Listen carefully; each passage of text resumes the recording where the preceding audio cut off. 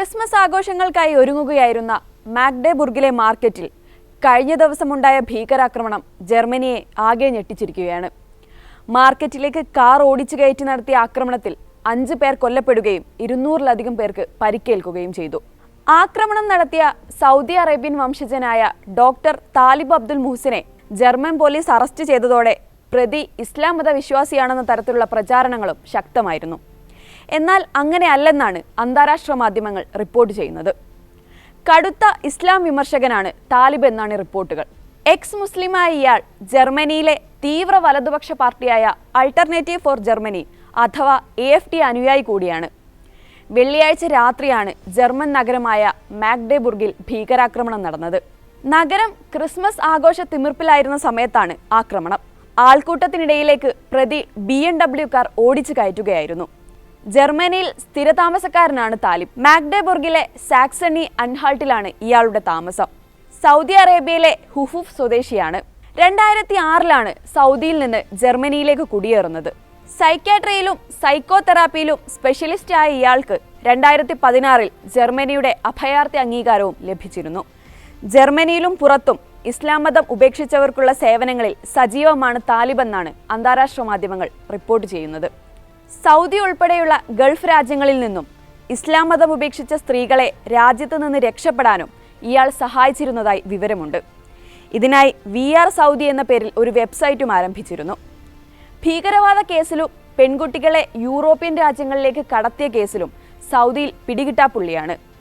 എന്നാൽ ഇയാളെ സൗദിക്ക് വിട്ടു നൽകാൻ ജർമ്മനി തയ്യാറായിട്ടില്ല. ജർമ്മനിയിലെ കുടിയേറ്റ വിരുദ്ധതയ്ക്ക് പേരുകേട്ട AFD പാർട്ടിയുടെ ആശയ പ്രചാരണത്തിലും സജീവമാണ് താലിബ്. ബ്രിട്ടനിലെ ഇസ്ലാം വിരുദ്ധ പ്രചാരകനും തീവ്ര വലതുപക്ഷ ആക്ടിവിസ്റ്റുമായ ടോമി റോബിൻസന്റെ അനുയായിയാണ്. അടുത്തിടെ ഇലോൺ മസ്കിനെയും ഗൂഢാലോചന സിദ്ധാന്തങ്ങളുടെ പേരിൽ കുപ്രസിദ്ധനായ അമേരിക്കൻ തീവ്ര വലതുപക്ഷ ആക്ടിവിസ്റ്റും റേഡിയോ അവതാരകനുമായ അലക്സ് ജോൺസിനെയും പ്രകീർത്തിച്ച് ഇയാൾ രംഗത്തെത്തിയിരുന്നു. താലിബിന്റെ സോഷ്യൽ മീഡിയ ഹാൻഡിലുകളിൽ കടുത്ത ഇസ്ലാം വിമർശനങ്ങളും വിദ്വേഷ പ്രചരണങ്ങളും കാണാം. ജർമ്മൻ ഭരണകൂടം ഇസ്ലാം വിമർശകരെ വേട്ടയാടുകയാണെന്ന് ആരോപണമുയർത്തുകയും ചെയ്തിരുന്നു. ഇസ്ലാം ഉപേക്ഷിച്ച നിരവധി സൗദിക്കാർക്ക് ജർമ്മനി അഭയം നിഷേധിച്ചെന്നാണ് അടുത്തിടെ ഒരു അഭിമുഖത്തിൽ ഇയാൾ ആരോപിച്ചത്.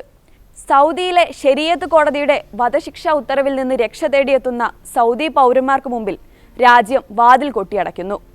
എന്നാൽ ഇസ്ലാമിസ്റ്റുകൾ ഉൾപ്പെടെയുള്ള സിറിയക്കാരെ സ്വാഗതം ചെയ്യുന്നുവെന്നും ഇയാൾ കുറ്റപ്പെടുത്തിയിരുന്നു. ക്രിസ്മസ് മാർക്കറ്റ് ആക്രമണത്തിന് പിന്നിൽ താലിബ് മാത്രമാണെന്നും മറ്റാർക്കും പങ്കുള്ളതായി സൂചന ലഭിച്ചിട്ടില്ലെന്നുമാണ് ജർമ്മൻ വൃത്തങ്ങൾ അറിയിക്കുന്നത്. ആക്രമണം നടത്താനായി ഇയാൾ BMW കാർ വാടകയ്ക്കെടുക്കുകയായിരുന്നു.